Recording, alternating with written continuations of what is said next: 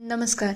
आजच्या भागाला जर शॉर्टमध्ये एक्सप्लेन केलं तर जानकी ऋषिकेशची मदत करायला येते, पण त्यामध्ये पण त्यांचं थोडंसं कलेश होतं. त्यानंतर काकू अक्षरशः ऋषिकेशच्या लग्नाच्या मागे लागतात आणि इकडं मकरंद जानकीचं बिहेवियर ऋषिकेशच्या प्रती चेंज होते ते बघता तो थोडा चिडून गेलेला असतो. नंतर ऋषिकेशच्या आयुष्यामध्ये काटे पेरण्यासाठी सयाजीराव अजून एक कांड करणार आहे. बघूया अजून आजच्या एपिसोडमध्ये काय काय घडलंय. नमस्कार. आजच्या भागात आपण बघणार आहोत ऋषिकेश इकडे घर स्वच्छ करत असतो, त्याच्याकडून ते काही होत नसतं. तेवढ्यात तिथे जानकी येते आणि म्हणायला लागते, हे घे, हे मी तुझ्यासाठी मॉप आणि वायपर आणला आहे. तेव्हा तो म्हणतो, तू आत्ता तर तावातावत गेली होती की माझी मदत करणार नाही, मग पुन्हा तू माझी मदत करायला कशी काय आली? तेव्हा ती म्हणते, माणुसकी म्हणून, आणि मला शेजार धर्म सुद्धा माहिती आहे आणि याच्याने तुझं काम होणार नाही, त्याच्याचमुळे तर देत आहे. तेवढ्यात तो लगेच मॉप घेऊन सगळं पुसायला लागतो. तेव्हा जानकी म्हणते, अरे पहिले या वायपरने सगळं पाणी काढायचं आहे, त्यानंतर पुसायचं आहे. तेव्हा तो म्हणतो, ठीक आहे, थांब जरा मी बघते. तेव्हा जानकी त्याला सतत इन्स्ट्रक्शन देत असते, इकडून तिकडून तिकडून हे ते. तेव्हा तो चिडतो आणि म्हणायला लागतो, बस झालं, तू आता इथे थांबू नको, मी माझं सगळं स्वच्छ करून घेईल, तू जाग. तेव्हा ती म्हणते, बरोबर आहे, ज्याचं करावं भलं तो म्हणतो माझंच कर, असंच तुझ्या बाबतीत झालं आहे, म्हणून तर तुम्हाला असं हकलून देतो. ठीक आहे, कर, तुला काय स्वच्छ करायचं आहे. ऋषिकेश सगळं घर स्वच्छ करतो. त्यानंतर त्याची गादी सुद्धा तो बाहेर वाळवायला आणेल. तेवढ्यात तिथे काकू आणि प्रिया आलेली असते. तेव्हा ते म्हणतात, नमस्कार ऋषिकेश, ऋषिकेशराव, तुमचं आमच्या शाळेमध्ये स्वागत आहे आणि मला समजलं आहे तुमचा अजून चहा नाश्ता तर झाला नसेल, म्हणून मी तुमच्यासाठी गरम गरम चहा घेऊन आली आहे. तेव्हा तो म्हणतो, हे तर खरंच खूप छान आहे, पण अचानक चहा कसा? तेव्हा ते म्हणतात, कसं आहे, तुम्ही शेजारीच आहात आणि आमच्या यांनी सांगितलं तुमच्या इथलं पाणी पूर्णपणे घरात भरलं होतं, त्याच्यामुळे आता सगळं स्वच्छ वाटत आहे. तेव्हा तो विचारतो, तुम्हाला हे सगळं कसं कळलं? तेव्हा ती म्हणते, ही चाळ आहे, याच्यामध्ये भिंतीलाही कान असतं, पण आमच्या यांनी सांगितलं चला आतमध्ये बसून आपण निवांत चहा पिऊ. तेव्हा ती म्हणते, अगं आई, काय चाललंय, चल ना, आपल्याला इथून जायला पाहिजे. तेव्हा ती म्हणते, थांब जरा मला विचारू दे, ऋषिकेशराव, तुम्ही ते नानासाहेबांचे चिरंजीव आहात ना, म्हणजे मला हे सगळं समजलं आहे. तेव्हा तो विचारतो, हे सगळं तुमच्या पतिदेवांनी सांगितलं असेल ना? तेव्हा ती म्हणते, हो, तुम्ही तर खूप हुशार आहात, पण मला तुम्हाला एक विचारायचं आहे, तुमच्या लग्नाचं काय? प्रिया लगेच तिला बाजूला नेते आणि म्हणायला लागते, आई, तू त्यांना ऑकवर्ड करते, काय चाललंय? तेव्हा तो म्हणतो, मी अजून तरी लग्नाचा काही विचार केलेला नाही काकू, पहिले आंघोळीचा विचार आहे. तेव्हा ती म्हणते, बरोबर आहे, तुम्ही निवांत आंघोळ करा, पण तरी सुद्धा मला सांगा ना, तुम्ही लग्नाचा काही विचार करत नाही का? तेव्हा तो म्हणतो, नाही काकू, मी लग्नाचा काहीच विचार करत नाही. तेव्हा प्रिया म्हणते, आई चल ग, काय चाललंय तुझं?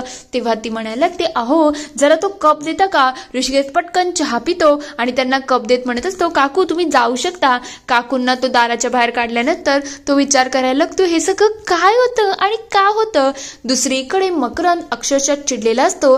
त्याला आठवण येतं की आपण जानकी समोर खूप मोठी चूक केली आहे. तेवढ्यात तिथे जानकी येते. जानकीला बघता तो म्हणायला लागतो, सॉरी जानकी, मी त्या दिवशी जरा जास्तच रिॲक्ट झालो ना. तेव्हा ती म्हणते, रिॲक्ट होण्याचा प्रश्न नाही रे, पण तू ज्या प्रकारे वागत होता ना, ते सगळं थोडं ऑड होतं. म्हणजे ज्या मकरंदला मी कॉलेजमध्ये ओळखत होती ना, तो असा नव्हता. तू अचानक असा का झाला आहे? तुला कसलं स्ट्रेस आहे का? कसली काळजी वाटते का? काही असेल तर तू माझ्याशी बोलू शकतो, मी तुझी मैत्रीणच आहे ना, मग मनातलं तू काही मला सांगू शकतो. तेव्हा तो म्हणतो, खरंच का? हे सगळं असं आहे का? तेव्हा ती म्हणते, तुला अजून एक महत्वाची गोष्ट सांगायची आहे. तो ऋषिकेश आहे ना. तेव्हा तो म्हणतो, त्या ऋषिकेश बद्दल काही बोलू नको ग, त्याच्याबद्दल मला काहीच ऐकायचं नाही. तेव्हा ती सांगते, तो माझ्या चाळीमध्ये म्हणजे माझ्या बाजूला राहायला आला आहे. तेव्हा तो म्हणतो, मग त्याला तुझ्या चाळीतून आत्ताच्या आत्ता बाहेर काढून टाक, तो एक नंबरचा फ्रॉड आहे. तुला माहिती आहे ना, त्याच्या घरी सगळी लोक गेली होती आणि त्याने पत्नीच्या बाबतीत किती मोठा फ्रॉड केला आहे. तेव्हा जानकी म्हणते, नाही, मला तो फ्रॉड वाटत नाही, त्याचे वडील खूप मोठं माणूस आहेत आणि माझ्या काकांनी सांगितलं तो खरंच खूप चांगला माणूस आहे, तो लोकांची काळजी करतो आणि लोकांसाठी खूप काही करत असतो. तेव्हा तो म्हणतो, असं तू कोणत्याही बोलण्यावरती विश्वास ठेवू नको, मला नाही वाटत तो चांगला मुलगा आहे आणि तू त्याचा एवढा विचार करू नको, त्याच्या नादाला लागू नको, मी सांगतोय ना हा सगळा विचार सोडून टाक. तेव्हा जानकी म्हणते काय झालंय तुला, तू पुन्हा असं चिडचिड का करतोय. तेव्हा तो म्हणतो मी चिडचिड करत नाही, आता आपण कामाचं बोलूया, तू मला फाईल दे. जानकी लगेच फाईल देऊन तिथून निघून जाते. दुसरीकडे ऋषिकेश जॉबसाठी आलेला असतो. तेव्हा तो म्हणतो माझं MBA झालं आहे, तुमच्या इथे कोणती वॅकन्सी असेल तर मला जॉब मिळेल का. तेव्हा ते म्हणतात अच्छा तुम्ही तेच ना नानासाहेबांचे चिरंजीव, तुमचं मोठं घराणं आहे, सगळं आहे, मग तुम्हाला माझ्या इथे जॉबची काय गरज आहे. तेव्हा तो म्हणतो मला सिद्ध करायचं आहे, त्याच्याचमुळे मला जॉब हवा आहे, तुमच्याकडे असेल तर तुम्ही देऊ शकता. तेव्हा ते म्हणतात अख्ख्या मुळशीमध्ये तुझ्या नावाची चर्चा आहे की तुने तुझ्या बापाच्या नावाचं लेटर हेड काढलं आहे आणि सगळीकडे पैसे लुबाडले. तेव्हा ऋषिकेश म्हणतो तुमचा काहीतरी गैरसमज होत आहे, असं काहीच नाही. तेव्हा ते म्हणतात मला सगळीकडून माहिती मिळालेली आहे आणि ही माहिती काही खोटी नाही आहे, खरं म्हटलं तर तू उद्या सकाळ आमच्या कंपनीमधून सुद्धा असं काही फ्रॉड करू शकतो. तेव्हा तो म्हणतो अच्छा असं आहे का, म्हणजे तुम्हाला माझ्या बाबतीत गरड चोकायची असेल तर आता बंद करा, मला तुमचा जॉब सुद्धा नाही पाहिजे.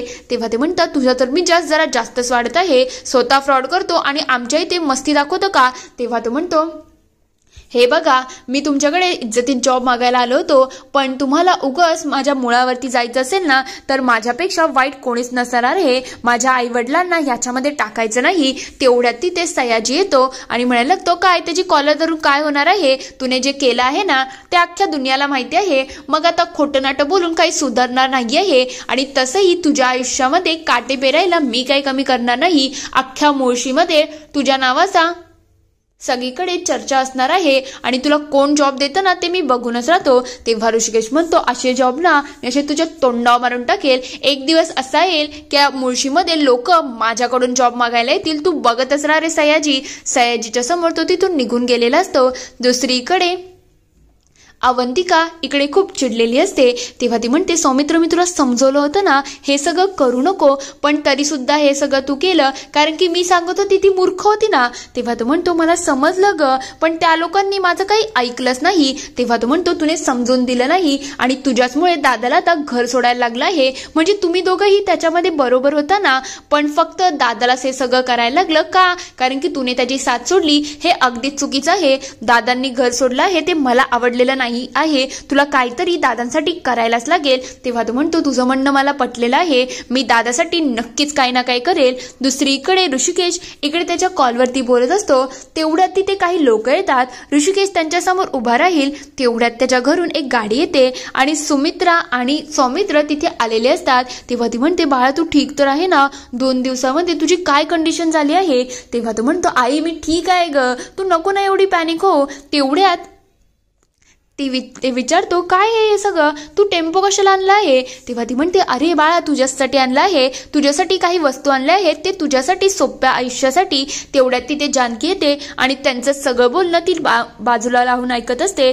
तेव्हा ऋषिकेश म्हणायला लागतो नानांनी मला घराबाहेर काढला आहे, तुला आठवण आहे ना घरून डबा येण्यासाठीही नानांनी स्पष्टपणे विरोध दिला होता आणि सांगितलं होतं की स्वतःला सिद्ध करून टाक, म्हणून मला हे सगळं मान्य नाही आहे. तेव्हा ती म्हणते अरे पण हे मी तुझ्यासाठी करते ना बाळा, त्यांना यातलं काहीच करणार नाही, अहो सामान खाली उतरा. तेव्हा ऋषिकेश म्हणतो नाही आई हे मला मान्य नाही आहे, मग नानांना असं वाटेल मी तुमची हेल्प घेतली, मला कोणाचीच हेल्प नाही पाहिजे आणि मी आता स्वतःच्या पायावरती सगळं कमवून खाऊ शकतो, म्हणून तू नको नाही माझी काळजी करू, मला आज ना उद्या जॉब मिळेल आणि त्यानंतर मी स्वतःच्या पायावरती उभा राहील, तेव्हाच तर नानांना समजेल की मीही त्यांचाच रक्त आहे आणि माझ्यामध्ये सुद्धा पूर्णपणे आपलं काम करायची ताकद सुद्धा आहे, मग या सगळ्याची मला गरज नाही, चला ना घरामध्ये चला.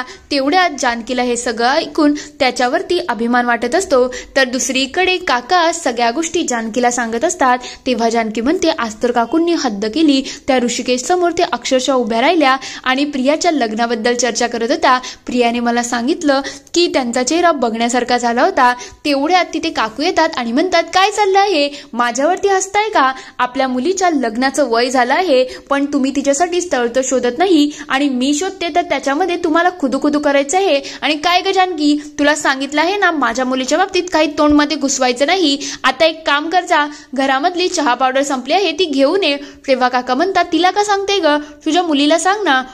तेव्हा ते म्हणतात कसं आहे ती सुद्धा या घरात राहते ना, मग थोडंफार काम केलं तर काही हरकत नाही. तेव्हा जानकी म्हणते काकू एवढी भाजी साफ करते त्यानंतर चहा पावडर आणते, ती लगेच तिच्या कामाला लागते. दुसरीकडे सौमित्र इकडे म्हणत असतो, दादा माझी ही चूक आहे आणि फक्त शिक्षा तुलाच भोगायला लागत आहे, हे मला चांगलं वाटत नाही, शिक्षेचे पात्र तर आम्ही सुद्धा आहोत ना. तेव्हा ऋषिकेश म्हणतो, नाही तुम्ही दोघं लहान आहात आणि तसंही मी हे सगळं स्वतःहून केलं आहे, मग मीच शिक्षा भोगणार आहे. तू तुझ्या शिक्षणाकडे आणि सारंगला सांग त्याच्या शेतीकडे लक्ष दे, माझ्यासारखे तुम्ही वाया जाऊ नका. तेव्हा सुमित्रा म्हणते, काय वाया जाऊ नका, ते तुझे दोन्ही भाऊ आहेत आणि त्याला तुझी काळजी वाटणं साहजिक आहे. ऋषिकेश असं काही बोलू नको, आम्ही तुझ्यासाठी परके आहोत का. मला तुला समजते का, एक आई म्हणून मला किती त्रास होत आहे की तुला घराच्या बाहेर राहायला लागत आहे, हे मला बिलकुल आवडत नाही आहे. तेव्हा तो म्हणतो, आई असा धीर सोडू नको, नानांना मी शब्द दिला आहे ना स्वतःच्या पायावरती उभं राहून आणि सगळं काही छान करेल,